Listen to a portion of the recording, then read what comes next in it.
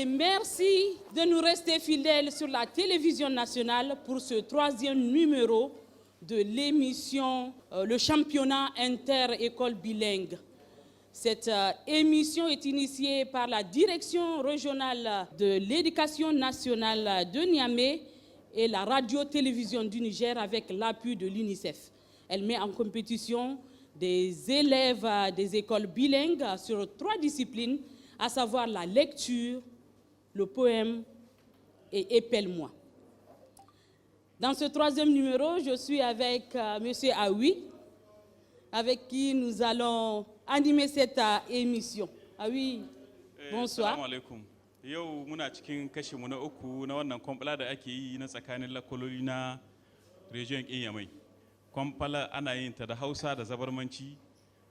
Akwai lakololi waɗanda ake karanta suwa da yarenmu na Hausa da Zabarmanci da za su karawa. Yau in Allah yarda akwai karo tsakanin Reka Zaman da Hantigusu ga Hausa. In aka kare kuma za mu ba ku labarin waɗanda za su zakwa shi. Alors, monsieur Aoui, merci. Nous allons appeler nos candidats. En lecture, nous avons Fatih Nazifi, que je vous demande d'acclamer très très fort. Fatih Nazifi, ita za ta karatu da sunan lakwalƙin Hantigusu. Fatih Nazifi. Poème, nous avons Oumma Souley. Applaudissez très très fort pour accueillir Oumma Souley. Oumma Souley ita za ta yi ma École Hantigusu waƙe. Ita za ta karawa da waƙe da École Reka. Et en Épelle-moi, nous avons Aïchatou Jibrilla, que je vous demande d'ovationner très très fort. Aïchatou Jibrilla ita za ta haɗin haruffan da ke cikin kalmomi wanda ake ce ma ga turanci Épelle-moi. Aïchatou Jibrilla ko? Allah ya bada sa. Dans cette émission, l'école Hantigusu 1 sera en compétition avec Recasement 2. Les candidats de l'école Recasement 2, en lecture, nous avons Mahamadou Seydou. Mahamadou Seydou, na école Recasement 2, shine zai karatu. En poème, nous avons Balkissa Ali Kaka. Balkissa Ali Kaka, ita za ta waƙe da sunan école Recasement 2. Et en Épelle-moi, nous avons Kaltoum Nayoussa. Applaudissez très très fort. Kaltoum Nayoussa, ita za ta haɗin haruffan da ke cikin kalmomi waɗanda za ta ɗaukowa. Alors, monsieur Aoui, on ne peut que dire bonne chance aux candidats. Ba mai rabo sa'a. Kahin mu tsunduma cikin karatu monsieur Aoui. Za mu ba alƙalai dama su gabatar da kansu. Assalamu alaikum. Barkanmu da zuwa. Mahi yawa nan duka ina tsammani madanni sun san mu. Ni ana ce mini ana kira na Muhammad Bashir Ibrahim, sunana ne haka. Kuma ma'aikaci ne a ministan ilimi. Kuma ina aiki a direction ta kirkila da ake ce ma a hausance ma'aikata mai kula da sauye-sauye jadawali na karatu da kuma sabunta tsarin koyarwa. Ni sunana Malama Sha'aibu Umma, ma'aikaciya ce a ministan ƙananan makarantu da yaƙi da jahilci da kuma da bunƙasar harsuna na ƙasa. Assalamu alaikum. Ni sunana Absatu, uwar gidan Adamu Dandi. Kamar su mu duka cikin minista guda muke mai kula da ƙananan makarantu, yaƙi da jahilci da bunƙasa harsunan ƙasa. Ina a cikin babban ma'aikatar yaƙi da jahilci da a cikin nan garin Yamai. Mun gode, waɗanga su ne alƙalai waɗanda za su dibin karatu cikin adalci na waɗanga yara sai su ba mu sakamako yin anjima insha Allah. Monsieur Aoui, on va donner la parole à monsieur Abibou Amadou, qui est président du jury. Il va nous expliquer les règles de la compétition. Assalamu alaikum, bonsoir chers collègues. Donc au nom des membres du jury, je vais rappeler quand même quelques règles pour cette compétition. Pour rappel aussi, les compétitions, elle l'a déjà dit, c'est en lecture, en poème et Épelle-moi. Et par rapport au premier, qui est bien la première qui est la lecture.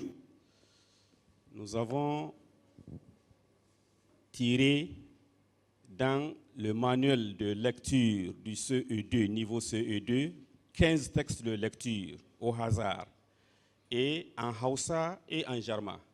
Et chaque élève en compétition, sur tirage au sort, va tirer un numéro correspondant à un texte, et ce texte-là qu'il sera lu. Et on va d'abord lui donner 2 minutes pour qu'il se prépare en lecture silencieuse et 2 minutes de lecture proprement dite à haute voix. Ensuite, nous avons défini des critères pour la lecture. Et ces critères, d'abord, le premier, c'est le respect de la ponctuation, c'est la fluidité, c'est l'intonation, le respect du temps et la prononciation des mots. À la deuxième compétition, donc en poème, les critères aussi sont déterminés, c'est l'accoutrement, l'enchaînement des mots, l'articulation et la restitution même du texte du poème. Et enfin, en épelle-moi, donc en orthographe, là, chaque élève va épeler 5 mots. Et chaque mot est noté sur 2 points. Si l'élève trouve le mot, il marque ces 2 points. Et au cas où il ne trouve pas, là, il a 0. Donc voilà les critères qu'on a définis par rapport à cette compétition pour les départager. Que le meilleur gagne. Merci.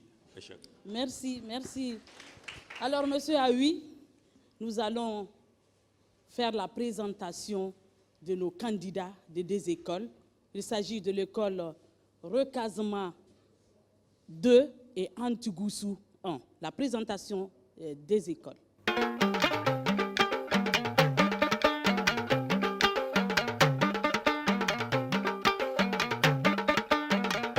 Ni sunana Fatina Zifi, shekara ta 12, aji na 4. Ni ce zan yi kwambalan karatu, in na girma ina son zama likita. Assalamu alaikum jama'a, sunana Muhammad Saidu, dan makarantar Ekaziman ta 2, aji na 5, shekara ta 9. Ni dan kwambalar karatu, in na girma ina so in zama shugaban ƙasa kamar General Chani. Sunana Sule. Shekara ta 10, aji na 4 nike karatu. Ranar kwangala ina yin waƙe, in na girma ina son in zama likita. Assalamu alaikum jama'a. Gaisuwa ta musamman a gare ku. Ni sunana Balkisa Alkaka, 'yan makarantar Ekaziman ta 2, aji na 5, shekara ta 10. Ni ai kwambalar waƙe ce, in na girma ina so in zama ministan ilimi kamar Dr. Elizabeth. Sunana Aishatu Shibrilla. Shekara ta 10, aji na 4 nake yin karatu. Ranar kwambala zan yi haruffa cikin kalmomi, in na girma likita nake so in yi. Assalamu alaikum jama'a, sunana Kaltun na Yusa, ni 'yan makarantar Rekazima ta 2, shekara ta 9, ina aji na 5. Ni kwamɓarar faɗin kalmomi da harfa, in na girma ina so in zama ministar ilimi kamar Dr. Elizabeth. Alors, messieurs, dames, vous qui nous suivez sur la télévision nationale Télé Sahel, nous allons tout de suite commencer la première manche. Il s'agit de la lecture.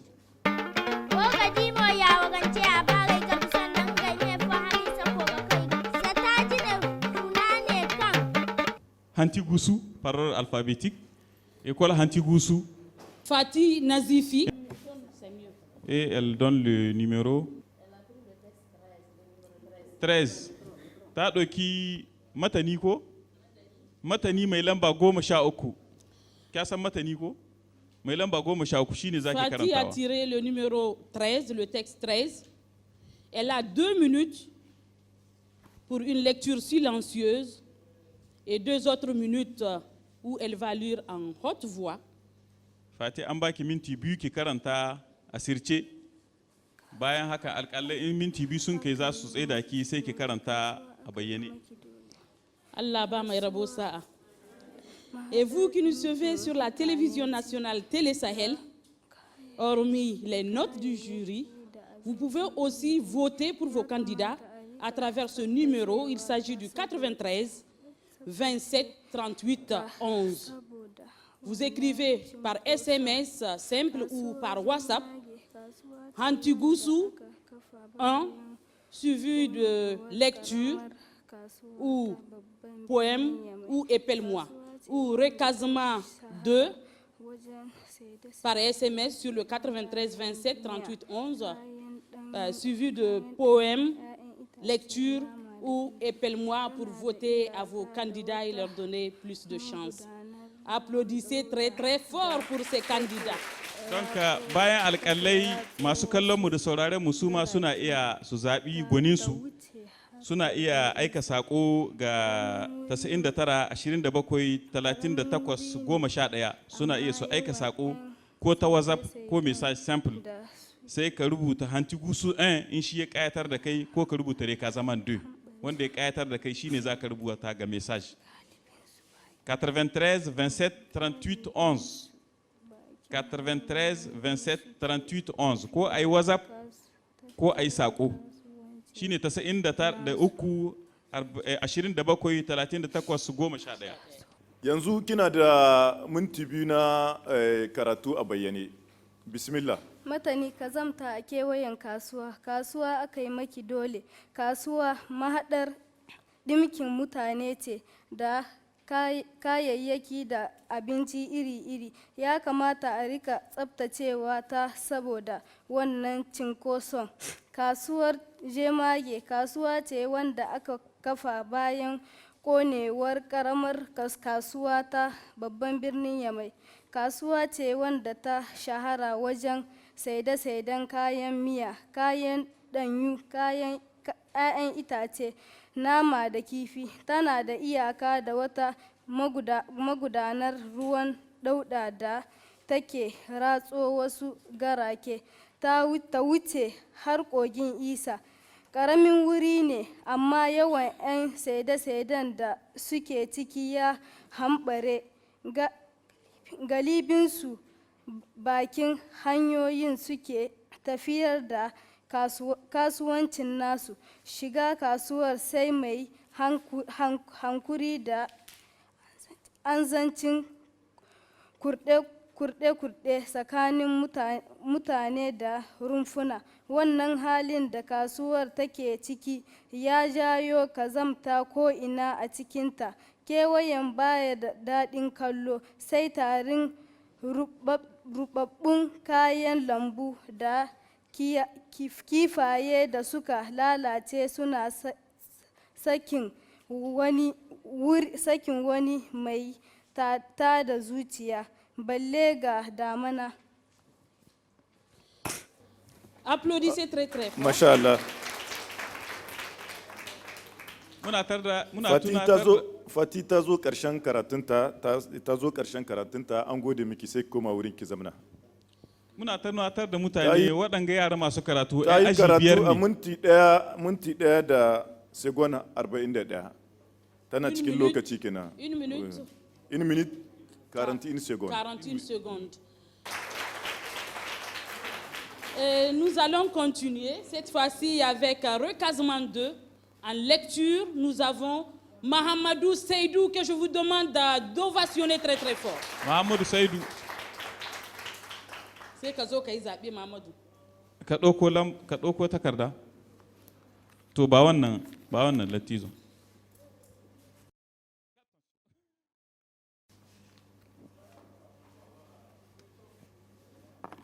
Muhammadu an shirya. Ɗalibi Muhammadu ya ɗauko matani mai lamba 15. Matani mai lamba 15 kuma Muhammadu a choisi le texte numéro 15. Kai kana kaiwa ga abun. Kana da minti biyu na karatu a sirce Muhammadu. Bismillah.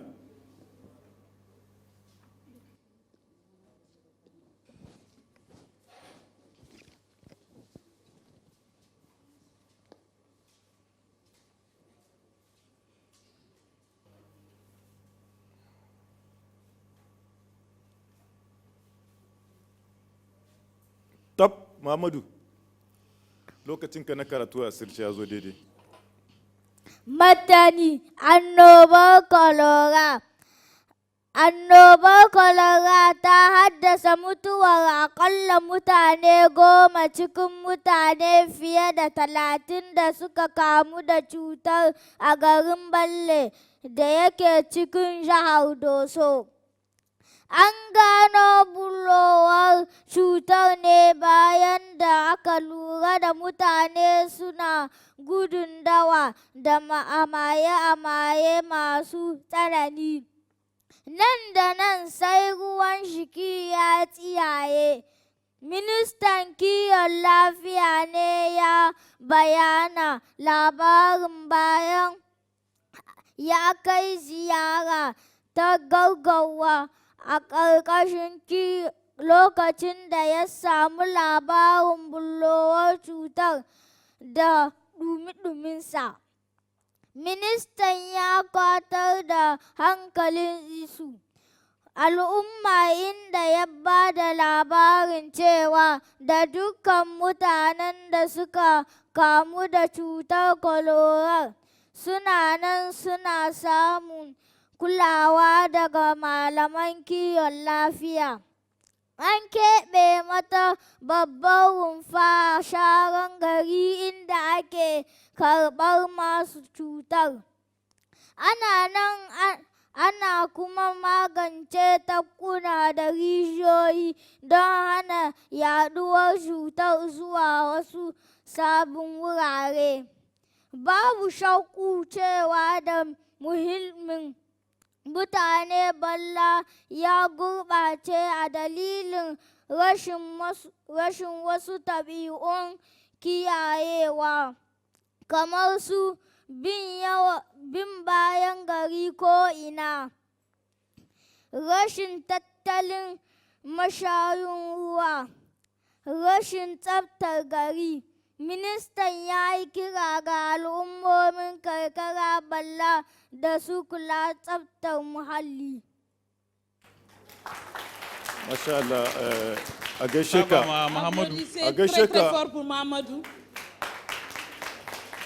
Muhammadu Saidu ya zo ƙarshen matanin da aka sashi ya karanta. Ya yi minti 2 da segon 15. Amis téléspectateurs fidèles de l'émission Championnat inter-école bilingue, nous sommes au terme de la première manche.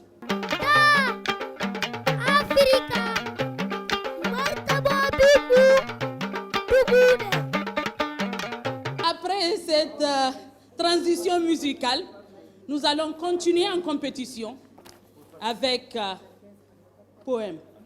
Wake zamu yanzu da Hantugus 1 contre Rekazama 2. Yanzu muka kare karatu kun ga rawa bugaje da yan amite sun kai muna zamu wake École Hantugus 1. École Hantugus 1, nous avons Umma Suley. Ataba mata sosai Umma Suley. Ita za ta muna wake. Wake aikin ci gaban ƙasa. Jama'a ku sani, duk ƙasa na buƙatar aikin ɗiyanta.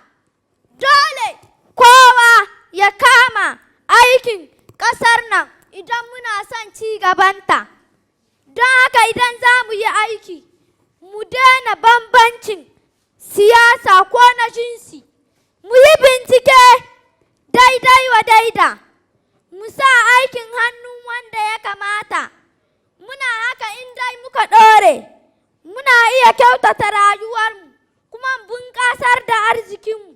Idan kowanne ya wakana, to mun cimma gurin siyasa ta kirki. Siyasar 'yan ƙasa masu 'yanci su ne 'ya'ya masu kishin ƙasarsu. Applaudissez très très fort. Applaudissez très fort pour Atigusu. Ataba mata sosai. On est dans labusanni can ƙasa, kenan kowa ya kishin ƙasar shi. Duk mai kishin ƙasar shi ya ɗaga hannun shi sama. Masha Allah. Kamera ku diba mu. kowa da kowa yana kishi mun gode Allah ya sa abin da muka sa gaba mu cimma gurin. Alors on va continuer après Hantigoussou 2, Hantigoussou 1 plutôt. Nous allons avec recasement 2 inviter Balkissa Ali Kaka pour son poème. Ya takara ta école recasement 2 ita ce Balkissa Ali Kaka wadda za ta yi muna waƙe kamar yadda an kai muna waƙe yanzu na Hantigoussou. Assalamu alaikum jama'a. Gaisuwa ta musamman a gare ku. Zan fara waƙe na. Ina kira ga matasan Niger. Gare ku matasan Niger. An yi makarantun boko ga jami'o'i na jaha an girka domin koku ilimi. Kun shi matasan Niger. Mu yi ladabi, mu yi ɗa'a domin samun ilimi. Ilimi domin aiki, don aiki ba ilimi ai aikin banza ne. Aiki baƙon rago, rago baƙon aiki. Ya ku 'ya'yan Niger, ina kira ku yi aiki mu bunƙasa albarkatun ƙasarmu. Arziki ya yawalta.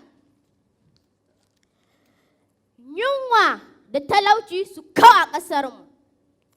Mu daina bara ko yaushe. A lokacin da ne tabbas muka cima babban guri na 'yan ƙasa masu cikakken 'yanci. Domin ba a 'yanci da talauci kuma ba a 'yanci da yunwa. Don haka kowa ya dukufa kan aiki.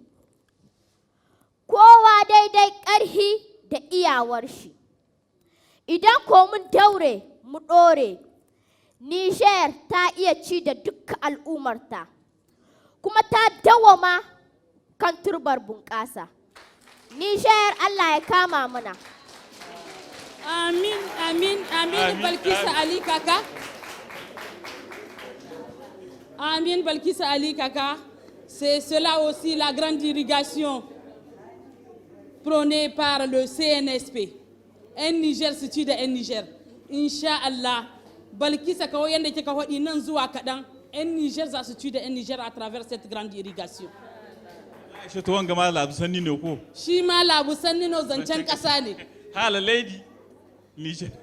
Ku masu kallon mu bisa Tele Sahel kuma kuna iya jefa kuri'a ga 'yan lakwalkinmu na Hantigoussou 1 da recasement 2 ta aika wasiƙa bisa 93 27 38 11.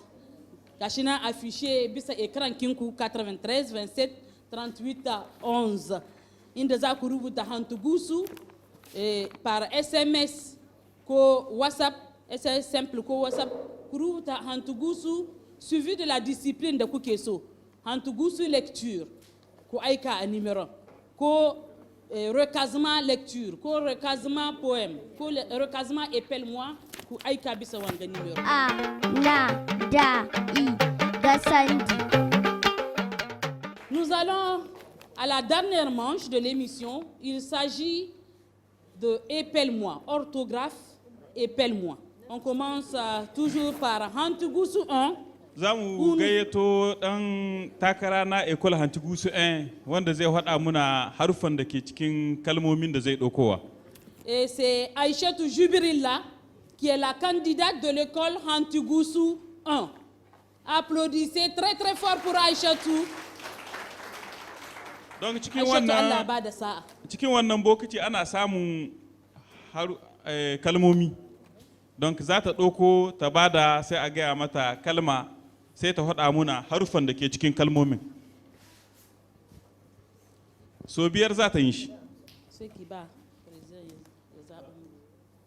Ɗaliba Aishatu ta ɗauko kalmar watsowa. Watsowa. A, tsa, o, wa, a, watsowa. Recasement de Kaltoum na Youssa, ita ma ta zaɓo. Umu Kaltum na Yusa.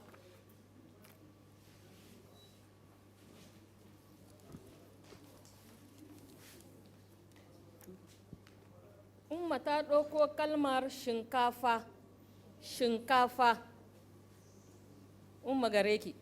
Ana rubuta kalmar shinkafa da harfa kamar haka. Sha, I, na, ka, a, fa, a, shinkafa. Alors yanzu sai Umu Kaltum na Yusa, sai ki zaben ki na biyu. Aishatu. Aishatu plutôt. Aishatu Jibrila. Masha Allah. Aishatu ta ɗauko kalmar kwalliya. Kwalliya. Kwa, a, la, lumkakulla, I, ya, a, kwalliya. Aishatu ko ta yo kwalliya ta zo a nan wurin. Alors Umu Kaltum mu je.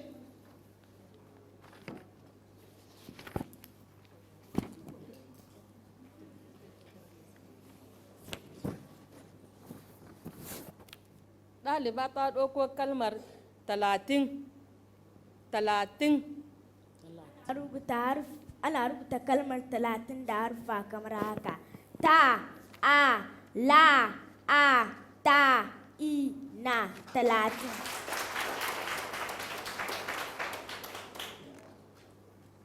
Yanzu sai Aishatu ta École Hantu Gusu 1.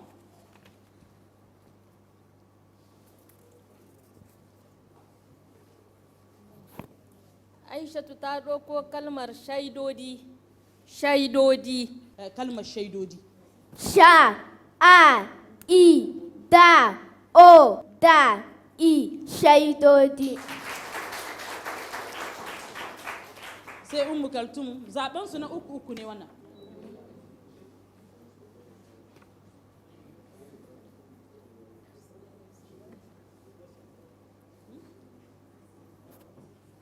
Umu ta ɗauko kalmar kwalara. Kwalara. Umu za ki gaya mana kwalara. Ya ake rubuta ta? Ana rubuta kalmar kwalara da harfa kamar haka. Kwa, a, la, a, ra, a, kwalara. Yanzu sai ki zaɓa kuma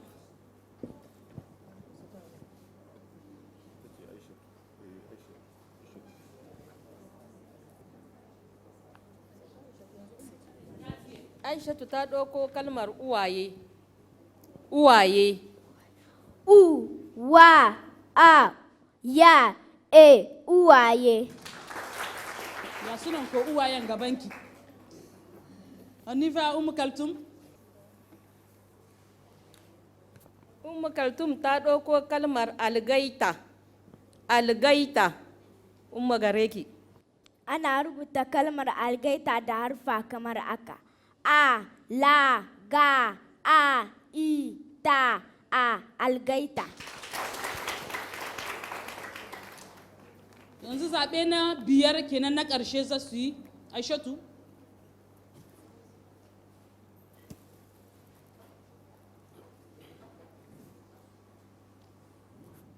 Aishatu ta ɗauko kalmar yaɗuwar. Yaɗuwar. Ya, a, ɗa, u, wa, a, ra, yaɗuwar. Yanzu sai Umu Kaltum ita ma ta yi zaɓenta na ƙarshe.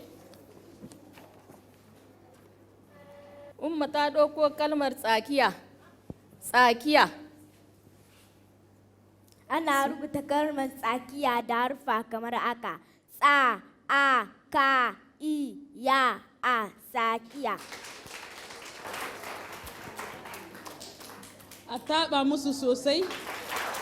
Kowace ta zaɓi lamba biyar kuma sun faɗi haruffan da ke cikin kalmomin da suka ɗauka. Nous arrivons à la délibération des résultats. Les jurys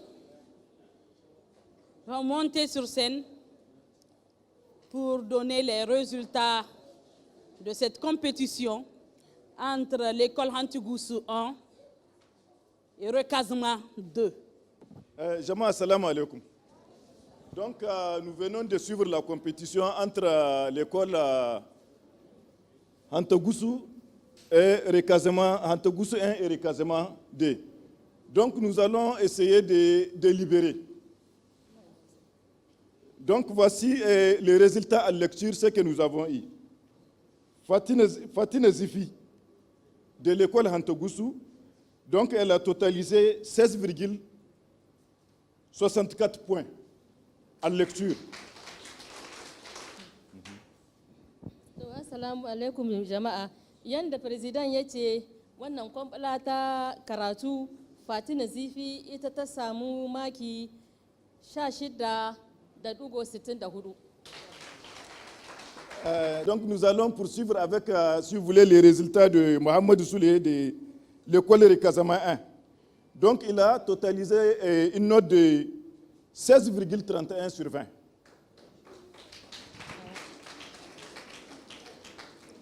Haka zalika Muhammadu Sule na makarantar Recasement ya samu maki shi ma 16.31. Donc maintenant, à l'issue de cette compétition, on peut dire que c'est l'école, c'est quelle école? C'est Hantogusu donc qui a le plus grand nombre de points par rapport à cette compétition de lecture. Applaudissez très très fort pour Hantogusu. Maintenant, on va en poème. Au niveau des recasement, il y a Balkissa Ali Kaka qui a totalisé 19,66 points. Applaudissez fort pour elle.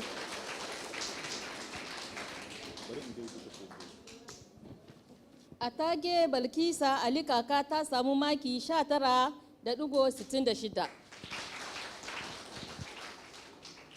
Maintenant, toujours en poésie, nous arrivons maintenant à l'école Hantogusu avec le nom de l'élève Oumma Soulé. Oumma Soulé a totalisé 19,32 points. Là aussi, il faut applaudir pour elle.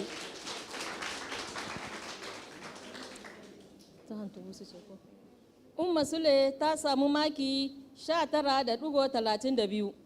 Applaudissez très fort pour elle. En poésie, c'est l'école Recasement 2.